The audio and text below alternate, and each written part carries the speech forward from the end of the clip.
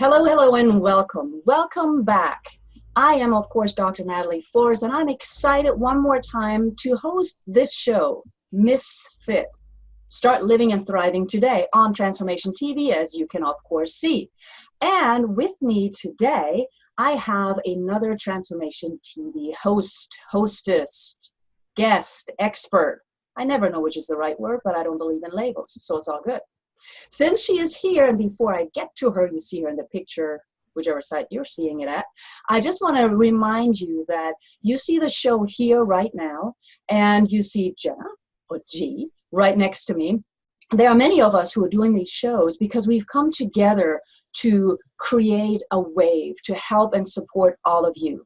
So if you don't find what you're looking for right here on this page, go over to the main page, look at all the other amazing collaborators, hosts, and experts, and something will definitely speak to you. I can guarantee that. All right, good. That was just me mentioning the wonderful collaboration that I'm a part of with Transformation TV. And one of the people that I met as part of this, and I could not be more grateful for it, is this lady sitting right there. And again, I don't know if I have the image wrong, but Jena. Jena, and you go by G or J or G? Yes, so it's actually Jena, and it's because it does look like Jena, but it is G. And I am so sorry. That's okay. All my friends call me G. That's why I keep it simple.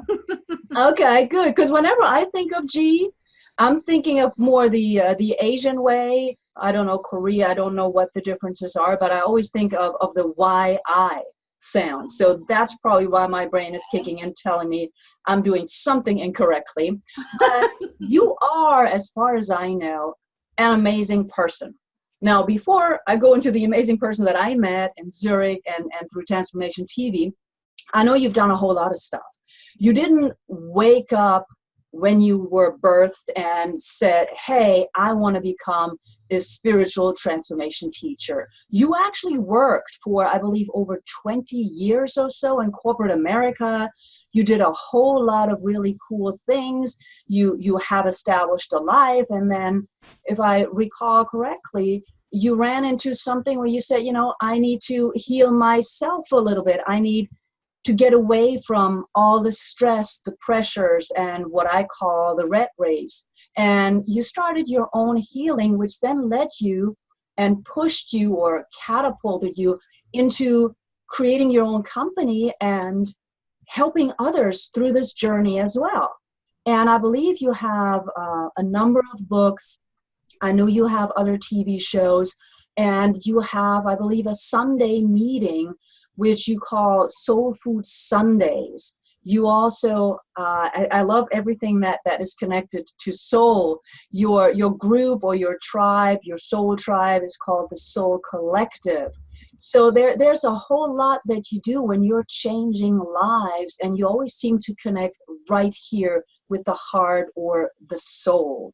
So let me ask you if there's anything else I should add, or if that is enough of an introduction. An official introduction. Yes. Well, first of all, thank you so much, Natalie, for having me here today. As you said, we met each other in Zurich, and it was amazing. This soul connection, as you were talking a lot about soul, I do tend to have and use that word. All of my work is very heart-centered. You pretty much named a lot of what I'm doing. I am a busybody, and I also am a mommy of two older children who are grown. My oldest is 28, and I have a little one that's 7. So yeah, that's another story, but a big gap. But I'm very happy mommy, wife, and actually what I did want to share, and this is so funny, Natalie, I got nervous even saying it, and this is probably perfect about my book, right? Yes. Who were you before the world told you who to be? And I feel that I'm a student of, like a forever student, like I'm always growing, I'm always learning. And I wanted to say a Jesus lover, and I stopped myself. Do you see that? And not that I feel ashamed of my belief and who I am, but see, I'm even getting nervous. And this is a perfect opportunity because God is calling me to be talking more about it. But I have not written, even in this book, to the degree of where I have really transformed my life. And a lot of it has, I give all the glory to God in that, you know, I stopped talking about it because I was so afraid of being judged. And what I found even in this last year and writing this book helped me really understand that even when I was writing this book, Natalie, I was still filtering who I am because I was so afraid of people rolling their eyes and you know, saying, oh gosh, one of those religious quote unquote people. And I'm actually not that person at all. Well, not in the definition of maybe what I'm thinking people are perceiving. Yeah. So I'm actually surprised that I even went in that direction. Yay, I'm so happy you did. I'm so happy you did, because one of the things that you and I have in common is the idea of who are you? Forget about the labels that society puts on it. And when you just said you're 7-year-old, the first thing that came into my mind is we need to get our kids together. They're both 7. Let's get them together. But the funny thing is more that we still, because we're trying to reach people, you know, there are certain parameters that we try and abide to. And so writing a book, doing a show, of course, we're trying to frame it a certain way to reach the people that we believe we can and we need to reach. So there are certain labels involved there. In addition to that, though, I love when you said Jesus lover, but maybe the way that other people, or maybe the way that I think. So there are all these labels. And it's so funny. I was talking about, there was somebody just the other day. And I was like, well, when you say this word, what do you mean by it? Because I mean something else. And I think something else that you and I share is that we have relationships with a lot of other cultures. Yeah. And therefore, we constantly have those discussions. So me being from Germany, I'm very focused on words, you know? And I know like every definition of a word. And it drives my husband insane because he says a word. And I'm like, hold on, which one do you mean now? But it's all about labels. So how do you deal with those labels? Now, you just said Jesus lover, and I love Jesus, but I don't go to church. You know, I'm like the last person. I love going to church from time to time, but I'm not part of a religion, because to me, a religion is something completely different, but I'm very spiritual, and you use that term too. So in your understanding, or the way that you define Jesus lover, and I had no idea we were going to go there, but you brought it up. So what does that mean to you? And first of all, I love how you mentioned the labels, because I think that this is one of the things that one of my beliefs is around. God puts you through things so that you are anointed to actually teach that. So the fact that you were sharing that you understand words, but you're also, so you have totally, you know, you can define words, you can go in that direction, yet within that, you also can teach it, because you can teach it because you have a broader perspective, which is a teacher, right? They're understanding, they have more of a, you know, instead of a 3D view, they have more of this 8D dimensional being able to understand and articulate people's struggles and challenges. So when I say Jesus lover, it is this deep, deep part of me who has always been me, who even as a child, I was always communicating and talking to Jesus. Even my mom wasn't one that went to church all the time. And I don't think that you have to go to church. A matter of fact, I don't believe that at all, that you have to go to church in order to have a relationship with Jesus. And so for me, understanding that there will be people that judge me, but guess what? Jesus was judged when he was here. And so there's part of that I actually needed to go through, but I'm going to lay a big bomb here that I just recently admitted, that underneath those layers, Natalie, of what I was worrying about people judging me, guess what? I was judging others for. I would get crazy eye rolling because it was like, oh my gosh, they're on another, you know, I had my own judgments that God was working through me that said, hey, hello, you need you need to work through this. And I always say, when you have an emotional reaction to anything, it's either one of two things. It's either running through you, like you're doing the same thing, it just probably looks differently, and you have not yet admitted it or gone through that growth or transformation, because once you do, that emotional reaction is gone. Or the second thing is you have a strong judgment against it, and it might be both.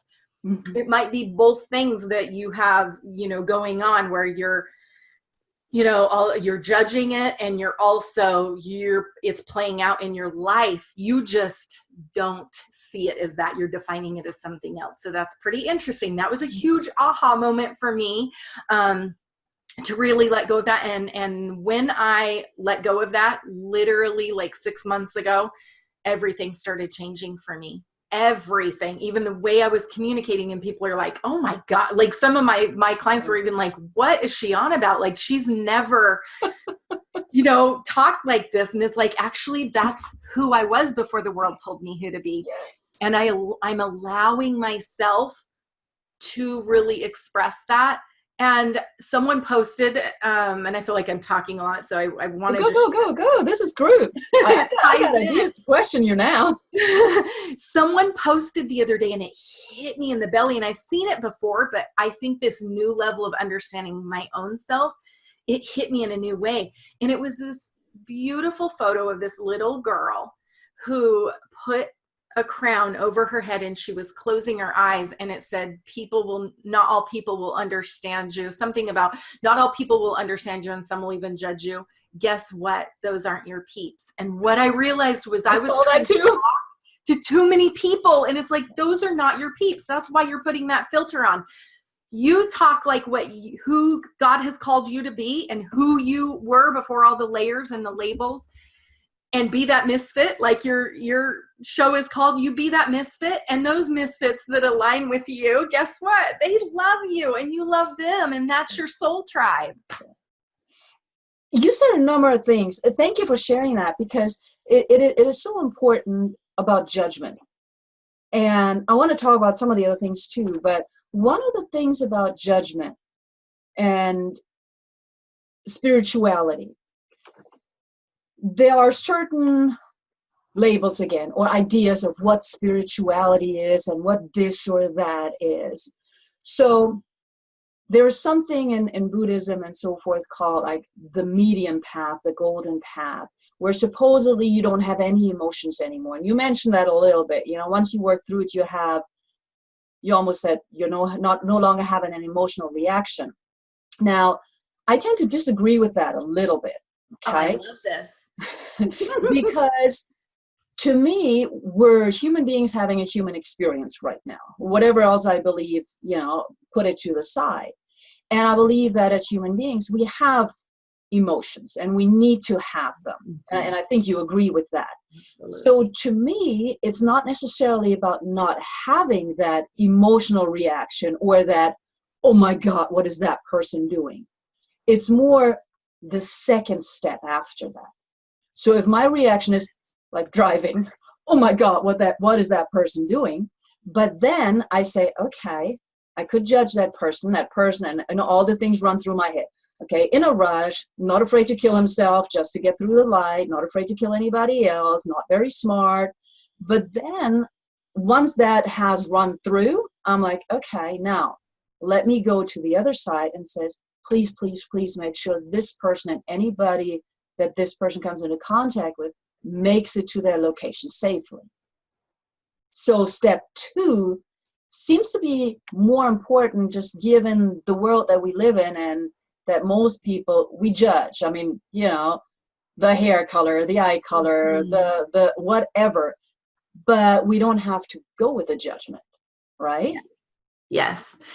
And I love what you're saying, Natalie, because you're 100% right. Even in, my academy, some of the stuff that I teach is never about you deny how you truly feel. Mm-hmm. What I mean by an emotional reaction is where because we have all 24 hours a day, Yes. however many seconds in a day, constant emotions coming through. But it's when I say an emotional reaction, what I mean by it is when you get something, it hits you in the belly, you freak out. Like you're saying, I'll give you a different example. You had an emotional reaction because it happened in the moment. Someone cut you off. You almost were in a wreck, whatever, may be happening. And it triggers a fear. Like God's built that fear factor in us for a reason, to protect us, whatever. And we also have our egos, and there's nothing wrong with that. And we have these emotional, bursts. And to me, that's more of an emotional burst. And then you're processing. You are in a level of consciousness where you're understanding that it's just that human layer about yourself. When I say emotional reaction, it's like hit you in the gut. You can't let it go. You talk about it. And one of the things that I'm going to give an example is we talk, we know that Jesus says, with faith, you can move a mountain. Well, when you're having an emotional reaction, you are talking about that mountain instead of talking to your mountain. I saw you as talking to your mountain, which is a whole different level. That is where, that relationship, whether it is, Buddha or however you perceive that, Right. where you're internally saying, I'm going to consciously make a better decision. Well, you're not, to me, that's not running in you. You're not, that's a human layer of you. So Right. You were talking to your mountain. You were going through that process. And for me, it's like, sometimes I'll pray for the person, or I'll just say, just like you said, having that level of understanding. There was a time in my life, and I still, we all deal with stress and stuff. You're never above that. Right. We're not perfect. But when you talk about your mountain, it's like, all you do is talk about your problems, and you talk about that over and over and over and over again. And for me, I made that as an excuse why I wouldn't be who God has called me to be, or who I am. And yeah, so there's kind of my defining difference in that. I love that you said that, though. I love the way that you're saying talk to your mountain and not about your mountain. Because I'm very visual. So I'm seeing like this huge mountain, right?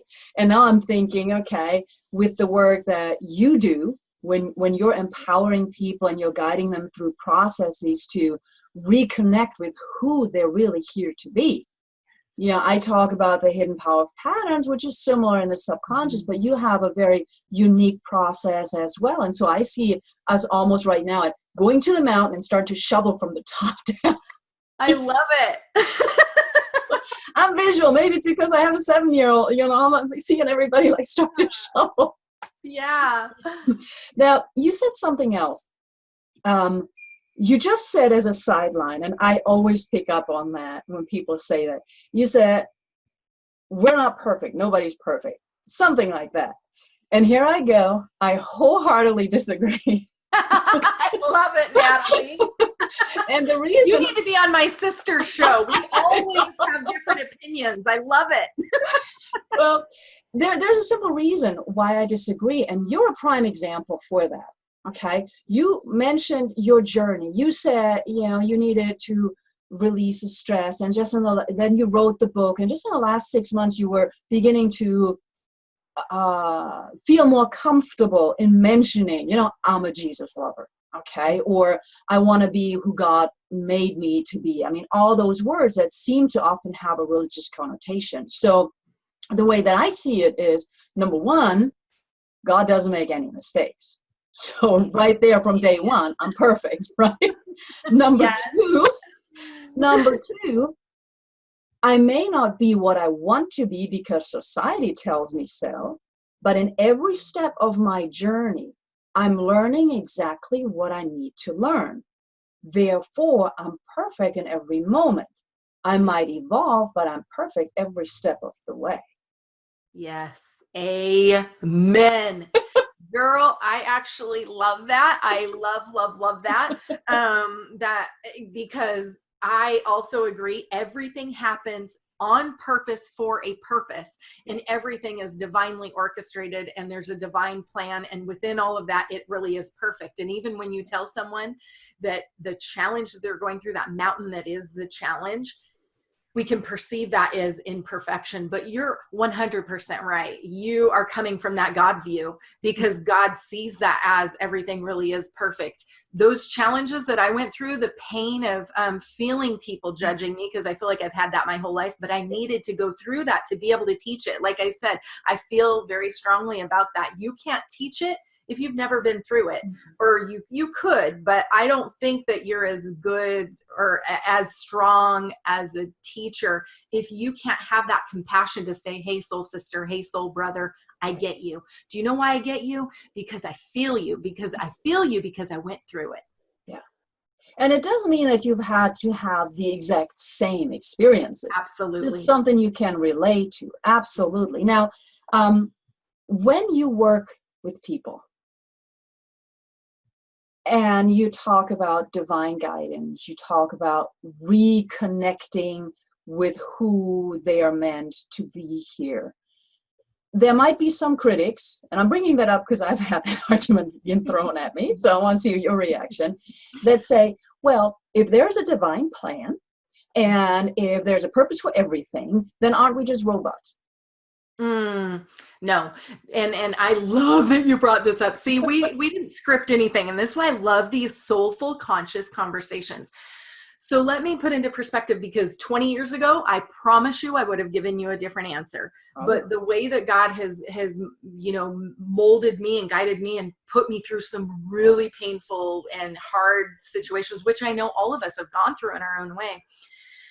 But we can really articulate and want to mentalize what that means. And we think only on our human level of, oh, well, it means this. And like we would perceive that as being robots or whatever. And it's like, no, pull up and let go of all of that. Get out of your head, pull into your heart, and understand that God actually could have, orchestrated some of these things coming sooner to you, but it was because you were in your ego or your frustration or acting out on emotions, which there's nothing wrong with, because we are having a human experience.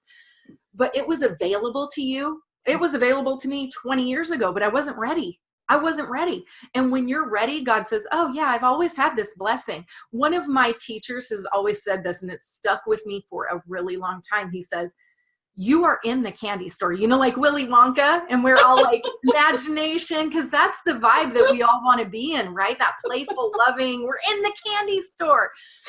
We have this reality thinking that we're outside of the candy store, and we're looking in at Willy Wonka going, I want that, but I don't have the golden ticket. And God's like, actually, the door's open. It's right there. All you had to do was open it up. So within that, there has always been that divine plan, but we try to go, because I'm outside of the candy store and you see all these obstacles and all of this stuff. And God says, here's the answer right there, but you're too stubborn in your way of defining that there's no divine plan, and that's okay. There's nothing wrong with that. Go the hard way. And one other meme that I saw the other day that's so relevant to how I teach, and I saved it so I could always have it on my phone. And there's two men pushing this this cart uphill, right? Yeah. And there's a person behind him, and he's holding two wheels, and he's like, hey guys, I'm here to help you. And the two guys are like, no, go away, I'm too busy. And it's like, for me, that's where I was. And I wasn't like letting go and letting God like help me, because I do think we give the wheel to God to a degree, but we are still having a human experience. There's accountability, there's all kinds of stuff. We still have that cart that we need to actually do the work. But he's like, well, I have an easier way. Oh, well, you're stuck on the whole thing about saying there's no divine purpose, so you want to experience the pushing up the hill. And he says, actually, I have the wheels, and I also have an aircraft sitting over there, but you're too busy doing the tunnel vision. I had the aircraft over here that you could fly over the mountain. But it's so symbolic, right? Yes. Yeah. It's funny because I talk a lot about choice. We have all the choices in the book. And when you just said Willy Wonka, it's like what I want to point out to everybody, it doesn't have to be a candy store. It can also be an organic food market. Amen.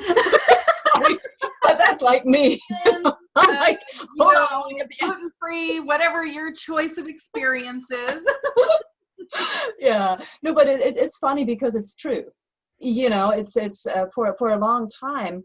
I've dealt with people that would always tell me every time I met them, "Oh, I'm so ready to go to the next step and do this." And I'm like, "Great!" So the door's like half open. And I'm like, "Okay, great. So just let's walk through together." And next year, they say, "Oh, I'm so ready to do this." I'm like, "Okay, the door's still open. Literally, you just need to walk through the door." And so what I have found, and I wonder if you have found that too in the work that you do with so many, that it's not necessarily not knowing what's behind the door. It's not necessarily not knowing who you are. It's not necessarily not knowing what you need to do next. Very often it's the fear of being that amazing. Mm, yes, yes, absolutely. Because I do believe that people feel on a deep, deep level what their calling is. Mm-hmm. And our human layers can block us oftentimes because of that fear. We talk about fear of failure, but for me, I actually see more of what you're talking about, fear of what's going to happen to my life when I fully stand in my power, Right. Meaning your full potential. Mm-hmm. That's a scary thing. That can be a scary thing. And, though I talk about this book a lot because it changed my life, Feel the Fear and Do It Anyway. Mm-hmm. It's like, ooh, baby, when every time I do that and I'm just like, I just do it and go like I did talking in the beginning of this, just say Jesus and then just walk forward. They're seeing you like freak out. I'm having a meltdown on this show. So they're already seeing it. So that's my job. It's all good. Yeah, just do it. Those usually end up being the best moments where we teach ourselves like, it's okay. It's okay. And one of the things that she says in the book that I've always kept in the back of my mind, when the fear is so big that you just say, I'll handle it. That feels so much better because then you just go, I'll handle it. And for some people, it's, I'll give it to God. Some people it's, I'm not going to worry about that now. For a long period of time, what I would say is to that thought, go play out in the street. Go play out in the street. I don't have time for you right now. Right. Yeah. And it's interesting because sometimes when I talk, about my experiences, and I wonder if you've had that too when you left corporate America or when you were, going through some of your other challenges to move mountains. For me, one example is when I knew that my first marriage was over. I mean, it was almost like a hopeless situation being in a foreign country and all of that. But all of a sudden, it wasn't necessarily, okay, I've got this, but a certain peace came over me. It was just like, so it's not like I got this, but it was just like, okay, it's going to be okay. And all the obstacles were against it. And then I was talking to a friend just a couple of days ago, and her son had gotten shot, and everybody was freaking out, obviously. And they were in the hospital, and she was calm. And she just knew he was going to be all right. So while everybody was panicky, and of course I probably would have been too, there's the mom, and the mom is like, it's going to be okay. I think that's sort of like the peace, or the he's got this, I've got this. Have you experienced that yourself too? Absolutely. And for me, those moments have come, when I have, as I said, I've stepped out of my own way and just, released myself to God. And, for someone else's perspective, that could be just really releasing to that higher knowing that all is well. And for being a mom and doing that, I love that because it says a lot because and some people would judge that and say, oh my gosh, shouldn't she be freaking out? Right. And, we talk about those labels because, that's how we were created. Our brains are created to compartmentalize. So we take in information, and given our reference point, we just go there, right? We just like, oh my gosh, she's a mom, she should be doing this or that. There's a lot to learn from the people that are outside of that mold, which is what my book is about. When you're outside of that mold, you actually can learn to live a more peaceful life within that, because it's that deeper trust that's even hard to articulate, that's even hard to put into words. And I love, love, love helping clients step into really owning how God has beautifully created their everything, even their little what do you call them, idiosyncrasies about who they are, and good, bad, right, wrong, all the labels. But it's like, we are a magical, mystical recipe that only you can offer. Like, there's no other recipe like you. And when you fully step into that, I think, and you're in that flow, you do emit peace. You do radiate light. You do radiate love. Right. And so I was going to go someplace else for a second, but I'll leave that to the side. We can have that as a side conversation, the feminine, the masculine energy, and compartments and all of that. So when you work with your clients, and I'm not going to ask you to, I don't know, give us all of the secret sauce, but you do help clients reconnect with who they are meant to be. You have not just one book in which you're trying to help people. I believe you have 3, and you're probably working on number 4. You've got TV shows. So if somebody comes to you and says, I'm not sure what's going on, I'm unhappy, I'm stressed, I need some help, and for some reason I was guided to you. What are some of the things that are part of your process? Again, don't give away the secret sauce, but because it's not necessarily a quick fix. Yes.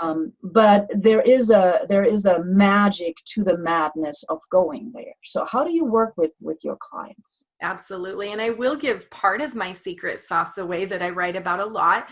And it is, and it was my own kind of process that I do. And it is the shift, align, transform technique. And that's kind of the process that I take them through. And I can apply that with any given situation that they go through. But one of the shifting parts is really that connecting to who they are. And I always say, even though I'm a teacher, I'm a coach, I'm a, some say a healer, whatever label you want to use, I still say, I'm next to you on this journey. You actually have the answers inside of you, and I'm going to help you tap into them, because we do, even my own self, we all get lost along the way, and we tend to sometimes be playing out these roles to please other people. There's all different kinds of things. So once we address whatever that is going on, the patterns you call them, absolutely, I talk about those. They'll just keep recycling if we don't really understand. And there's some things that I just recently took my soul collective on, and they were very specific in what I personally walked through my own self with. And that was acknowledge, acceptance. Well, first it was overcome, because first you have to understand and overcome instead of having the emotional reaction. Then it's so overcome, acknowledge, acceptance. And then you move to faith and what that all means about the mountain and everything. And then it's nurture. And when you're in the nurturing part, you have already been at a level, not that you've mastered it, but you're in a place where it's no longer running your life, and you can actually, there's transformation within that step, because you're now nurturing yourself. You're filling your cup first. You're so that you can overflow to help others, all of those sorts of things. And so this month was actually, I was teaching faith. Next month it's nurture. So and next year I'm really excited, because in my academy I'm doing a whole from the inside out transformation and bringing in all the experts, because I'm not an expert in all of the areas, their physical body. There's so many components to really making that change. And I want people committing to that whole year, with me. Yeah. So that is, in a nutshell, some of what I do. Yeah. And I think you're so right that I call it detoxing the mind, right? Yeah. So you're overcoming, detoxing the mind. And it's important that you commit to it. Yes. I always find it funny when people think that somebody's going through it, so they don't need any support anymore. And it doesn't always have to be, a huge group or some high level person. Sometimes it can be your best friend. Yes. However, at the same time, I don't know about you, but I still have a mentor, because from time to time I need to run stuff by somebody. Yep. And even though my family's understanding and my friends are understanding, it's a different connection. Yes. It's more of somebody who's been through some of that and still is able to have the outside experience, Yes. And the outside perspective. So I don't think, and that's how you started out too, when you first overcame some of your own fear. You said you're a lifelong learner. Yes. And so, I want to learn about me, all the ins and outs and how I react to things. And I need somebody sometimes to just, hit me upside the head and say, nope, you weren't supposed to do that. Don't get me wrong, my family does that, but that's a different. So you mentioned your academy. And, some people call it academy. What's the difference between academy and mastermind in your point of view? Well, so actually within the academy, that's a good question because, in the academy, I want to offer, and that is the Soul Collective. And it's actually gone through lots of changes. It's all changed within my change, which is beautiful because it's always been this outward representation of the product of who I am as well. So I take on all of my soul tribe on that journey with me. And I'm really raw, really honest, really brutal in even some areas that's not easy for me to talk about. But I think people really connect to that. So your question was the difference. I actually did for many, like 2 years, I ran a mastermind where all of us join, we all kind of share and collaborate. But right now at the current state, wherever and whenever you're listening to this replay, I am just doing, because it's an affordable membership, that I offer my processes. That's it. I don't know if I'm going to be opening the mastermind just because there is a difference with that. You get around, kind of like that circle table and you all kind of share because everyone really does have some value. And I love that. I started Sisterhood Connections, and just this year I actually closed it. That was a very, very hard thing for me to do, walk away from thousands and thousands of members. And it wasn't like a negative thing at all. It was, no, this is done. This is, we're on to, something bigger and even brighter, which is great. But that we ran a bunch of masterminds and there is so much value in those. But I currently am not doing that. Who knows? The future might change, but I do feel strongly and passionately about collaborative work. I have Soulpreneur Spotlight, and I define soulpreneurs as heart-centered transformation people like Transformation TV that come in and help share their expertise with, kind of complementing the work that I do. So, and also I spotlight them, their business, share what they have, because I'm not one that it's like competition, even though I could do a whole show just on that. Cause I'm actually very competitive. I'm very competitive. So it's almost like you're in conflict there, G, but when you're doing you, and you're fully in who you were created to be, there is no competition. You have your own little recipe that no one else can create. Yeah. Even though there might be some that look like your mastermind or look like your academy.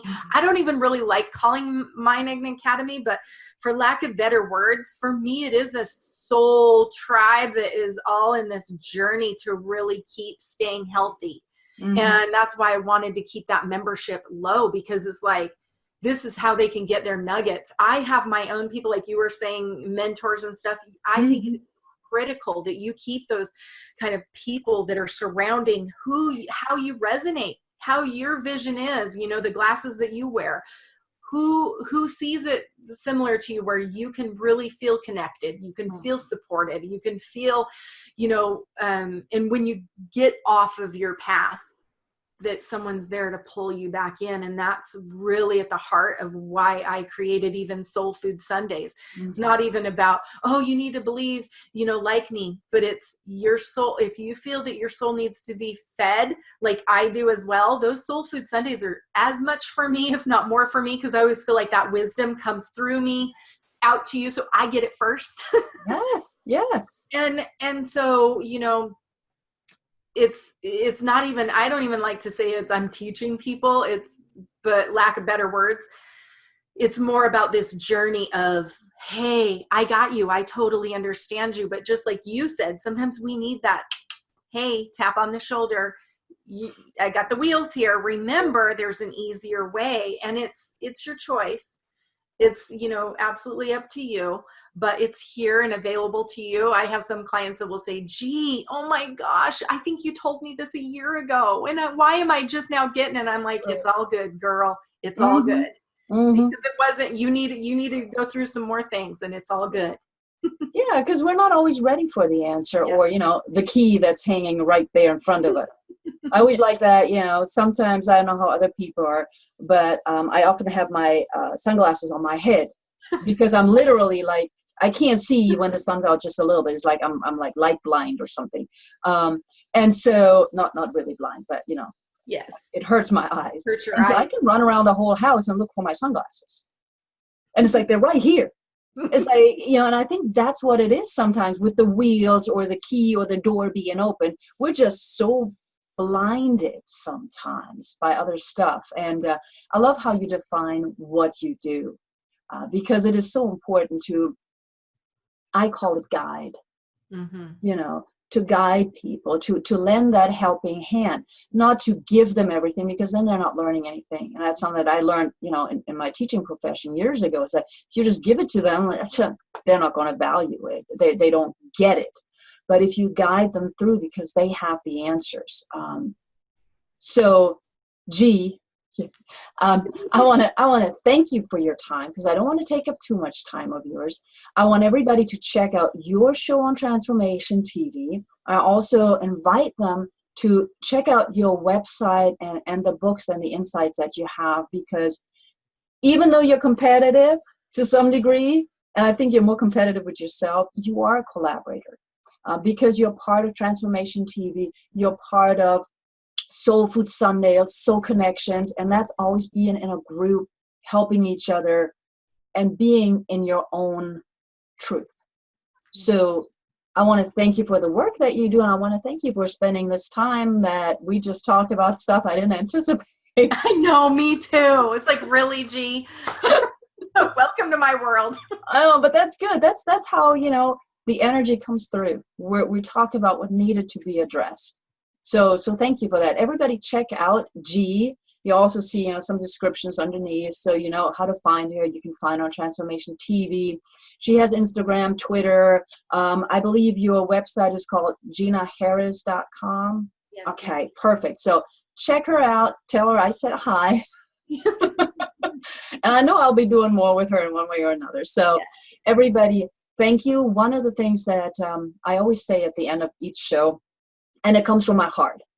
So I already thank G for her time. You know that the way I grew up and the way I believe is that the greatest gift is not material, it's time. And everybody who just watched that, you gave me and you gave G your time. So thank you for that from the bottom of my heart. I can't wait to connect with you again with the next show. And until then, just be true to yourself and remain a misfit. Thank you so much, everybody. Bye. Bye. Thank you.